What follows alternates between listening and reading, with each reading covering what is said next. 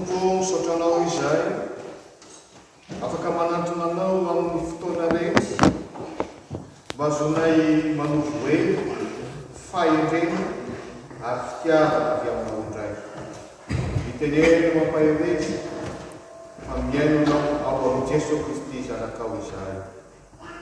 Amen.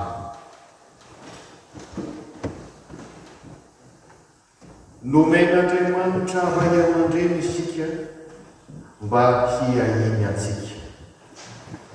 Nomen'Andriamanitra ray aman-dreny isika mba hiahiny antsika. Hevitr'Andriamanitra hatramin'ny voalohany ny hanomezana antsika ray aman-dreny. Ka moa tsika misy nangataka ray aman-dreny zany. Andriamanitra no nametraka an'izany lasitra izany. Tsy misy ny zanaka raha tsy misy ny ray aman-dreny. Ary hitantsika fa mahavariny any fiahin'Andriamanitra antsika amin'ny alalan'ny ray aman-dreny. Voalohany dia izao. Nomen'Andriamanitra ray aman-dreny isika mba hiahiny antsika. Ka tiavo izy ireo raha mbola kristianina ihany ianao. Fantatsika fa Adama sy Eva no olona voalohany nataon'Andriamanitra, ary rehefa nifankatia sy nifanaiky izy ireo dia natambatr'Andriamanitra ho nofo iray, ka nomeny tsodrano amin'ny Genesis toko voalohany andinin'ny fahavalo amby roapolo hoe maharoa fary miabetsara ary mameno ny tany. Izay lalana nambarin'Andriamanitra izay no mahatonga mitaranaka amin'ny fandimby. Ary Satana izay miarina n'Andriamanitra, fahavalon'Andriamanitra, dia tia anakorotana n'izany hoe tsy zany ihany no atao hoe ray aman-dreny. Dia miara-mahitsika izao fa foroporonina izay heverin'ny olona fatao hoe ray aman-dreny, satria te hiala plan'Andriamanitra ary tsy mahagaga raha makany amin'ny fahavoazana sy ny fahaverezana. Isika rehetra dia miara-malala fa voateraka isika dia tsy mahatsara akory ny ety ambonin'ny tany, tsy malala izay mahasoa antsika, tsy malala akory hoe inona ary zany tokony ho antsika, iza no hanome an'izany. Masika raha mbola tsy misokatra akory indraindray. Ay, Andriamanitra efa nandamina n'izany meloha amin'ny alalan'ny ray aman-dreny izay omeny antsika, izay tsy nankatahantsika. Efa nomany ny reny hampinono antsika sakafo tena sahaza, mahasalama raha mbola zaza isika. Nomena antsika ny ray aman-dreny hiaro antsika, hanasitrana raha maharary, hanome antsika ny fanabeazana sahaza antsika. Ka tsy hoe tamin'ny fahazazanao ihany, fa tamin'ny fahatandranao, mandra-pahatafitanao, miay anao amin'ny alalan'ny ray aman-dreny Andriamanitra. Tsara saintsainao zany anio. Angamba mahatsiaro ny mama ianao anio ka nohitra azy fanomezana. Tsara izany. Tena ara-tsoratra masina izany, manajary rainao sy ny reninao mba ho maro andro ianao. Anohitra fanomezana ho aneny ianao tena fitiavana izany, fahaizana mankasitraka. Fa ny tenin'Andriamanitra koa dia mampianatra antsika hoe aoka tsy ho tia amin'ny teny fotsiny, ka hoe zany aty am-poko ty na hitendromolotra fotsiny. Ny Jaona voalohany toko 7:7 dia milaza amintsika aoka tsy ho tia amin'ny teny na milela fa miasa sy ny marina, ka sady tsy ho tendromolotra fotsiny any e, fa tsy zany no sitrapon'Andriamanitra. Ary tsy ho fitiavana fombafomba ka hoe indray mandeha isa-taona ihany no tsara fanahy amin'ny eny na amin'ny dada. Fa raha zanak'Andriamanitra marina ianao dia ambarako aminao fa raha tsoratra masina ny hoe ampio dada sy neny amin'ny fanaovan-draharaha ao an-trano. Fa tsy zanak'Andriamanitra ianao raha izany. Ary ho resin'izao tontolo izao antsika, ampio dada sy neny amin'ny fitadiavana izay ilainao an-trano. Fa fijoroana vavolombelona fampiarana ny finoana izany. Faharoa, nomen'Andriamanitra ray aman-dreny isika hiahiny antsika, ka tsarovy izy Andriamanitra izay nanome anao izany. Hoy ny voalazan'ny mpanao salamo, salamo 7:3-7:12. Fa ianao Jehova no nahary ny voako, namola vola tao an-kibon'ny reniko ianao. tanao arak'izany mbola tsy ary saina kory ianao dia efa nanomana ray aman-dreny ho anao Andriamanitra izay karakaranao na morana misarotra ny fitenin'ny Paoly Pikabary zay hoe ilay ny ankin-drindry ny rery ny sotro ny ramositiana na ramositiana dia sotroina ihany noho ny amin'ny zanaka. Nahita tsirony tamin'izany hoe fiainana teo anivon'ny dada sy neny angamby ianao ary satrinao tsy ihany eo anivon'ny dada sy neny. Tsara izany, tantara mahafinaritra izany, tena voatady koa ianao tamin'ny alalan'ny dada sy neny. Fa raha dada sy neny fotsiny nitsaoronao tamin'izany fitahiana rehetra izany dia mitovy amin'izao tontolo izao, mitovy amin'ny tsikivavaka ihany sika. Fa misy amin'izy ireny koa tena mba tiany ray aman-dreniny. Inona zany no ampiavaka antsika amin'izao tontolo izao? Isika dia mily fa fanomezana avy amin'Andriamanitra ny ray aman-dreny. Isika dia mily fa miaina antsika amin'ny alalan'ny ray aman-dreny Andriamanitra. Ka manjary mahita an'Andriamanitra isika dia midera azy misaotra azy. Maika te hivavaka bebe kokoa isika rehefa avy nibioka tamin'izany fitiavan'ny ray aman-dreny izany. Ary indrindra izay no mampiavaka antsika amin'izao tontolo izao. Mitondra mbavaka an'ireo ray aman-dreny ireo isika. Taddio fa mbola miatrika fakam-panahy ireo na ray aman-dreny azy. Miatrika zavatsarotra ireo, indrindra rehefa mandroso ny taonany ka miantitra izy. Mankany amin'ny fahanterana, mitondra mbavaka amin'ny ray aman-dreny anao tokoa ve ianao? Izay nikarakaran'Andriamanitra anao. Fahatelo sady farany. Nomen'Andriamanitra ray aman-dreny isika mba hiahiny antsika. Noho izany, hatsara ho hatrany ny fihavananao amin'izy ireo. Hatsara ho hatrany ny fihavananao amin'izy ireo.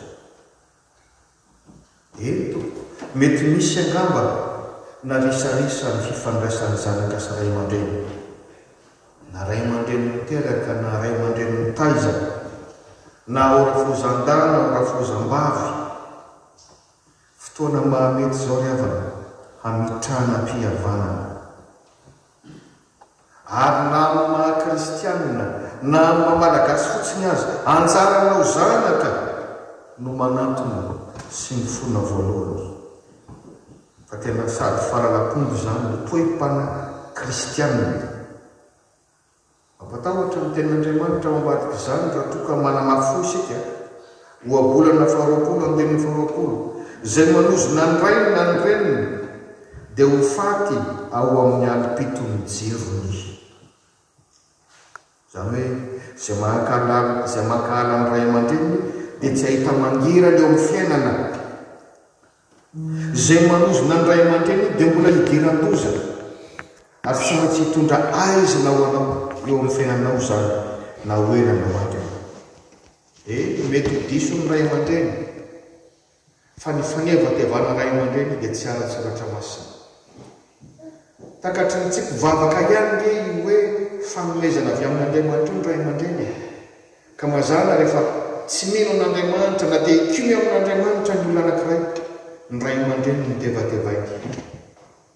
Ianao izay manevateva ray aman-dreny, midonatra ny amin'Andriamanitra izany, ka aoka hisainsaina sy andiny tena lalina. Fa fotoana famitranam-pihavanana izao. Ry ray aman-dreny, raha naresaresa ny fiarahana, ny fifandraisana. Mety manamafo ny zanakao fa mbola tsy manam-pahendrena izy. Tsy mety manetry teny izy. Raha mbola kristianina koa ianao, azo atao tsara. Ianao ray aman-dreny no manantona ny zanakao. Na dia ray aman-dreny azy ianao. Tena valeur kretianina izany. Manome voninahitra anao izany. Raha ianao mihitsy no hiantso sy hanantona azy voalohany. Hoy ny voalaza amin'ny Romanina 7:20, raha azo atao izay hiavanareo amin'ny olona rehetra. Raha mbola misy azonao atao ihany. Na tsy anaiky izy, voninahitra ho anao zany. Ianao ray aman-dreny nanantona. Ary ny teny soratra masina hoe hanangona vaina fahatapondohany ianao. Raha ianao ray aman-dreny izay nanantona azy ireny mbola milavina.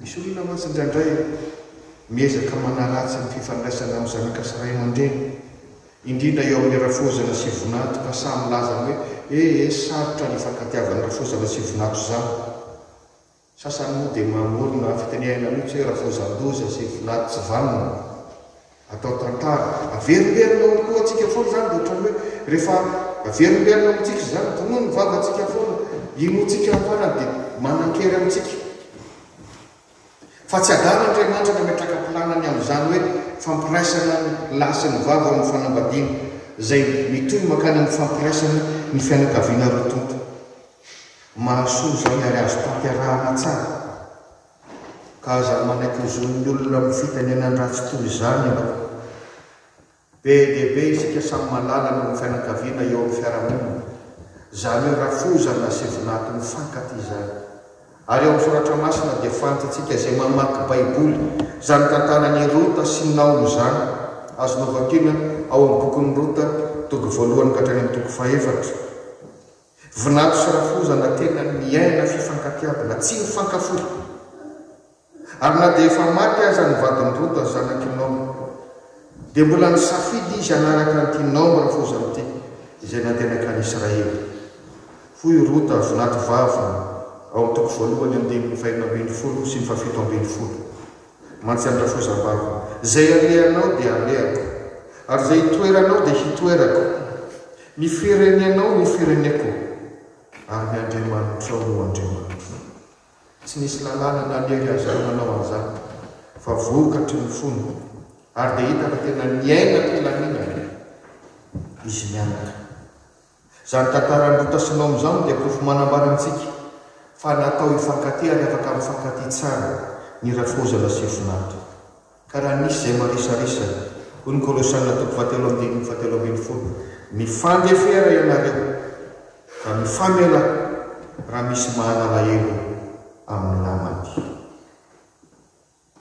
misy fandarana frantsay iray izay fantatry fa fantatsika rehetra il y a que la vérité qui compte entanina lehilahy lehibe anankiroa antsoina hoe Pascal Bataille sy Laurent Fontaine efatra amin'ny taona 2022 no manomboka izy io dia malina olona marobe ary mbola be mpanaraka hatramin'izao inona ny antony hoe ianao fandarana miezaka mampifankahita olona tsy niaona ela be na olona mety mbola tsy niaona mihitsy nefa zanaka sy ray aman-dreny ary ny tena fahombiazana fandarana miezaka mampiavana olona efa niady efa hoe zay izy efa misaraka efa tsy misy fanantenana intsony kanefa avy eo to tafaray tafaverina betsaka amin'izany ny ray aman-dreny sy zanaka efa tsy mifampitenitsony fa ny mahafinaritra dia zao mahita ilay zanaka mananetry tena nampitady ndray ny ray aman-dreniny ka raha vao mifankahita amin'le teo amin'ny écran fotsiny dia samy tsy nateny samy latsatra ranomaso samy natsiaro fa tena mafy sady tena fahabangana le fisarahana teo aloha teo ka dia samy nalahelo mafy ary tsy toyina akory dia tonga any amin'ilay fotoanany hoe hosokafana ny rideau ka nifanantony izy mianaka dia nifanoroka nifamehana an-dranomaso zany rehetra zany ny mpijery etsy an-daniny mitehaka miarahaba azy reo fa na nifamehana dia nifanoroka ary miara-latsa-dranomaso amin'izy ireo koa ry havana matetika tokoa rehefa mbola eo anelantsika ny olona anankiray na ray aman-dreny na vady na zanaka dia veritsika hoe mandeha ho azy ny fiainana tsy dia mila kolokolona ny fitiavana tsia satana dia miezaka foana ny mamafy voaratsy eo tsika eo ary ndray zavatra tsy torinona dia mampikorotana sy mampisaraka dia ohatrany tsy taitra korytsika fa mandeha ho azy io fa sanatria rehefa lasy izy na sanatria efa maty izy voataitra ka alahelo sao dia efa tara loatra dia ny mbola velona ny ray aman-dreninao ny vadinao ny zanakao ny zokonao ny zandrinao tiavo izy ajao izy dia mbola eo anilanao arahaoty miaro zalovatsoa fa fanomezana anomen'Andriamanitra anao mba hitahinanao izany ho aminao sy ny ankonanao any an-tovo. Amen.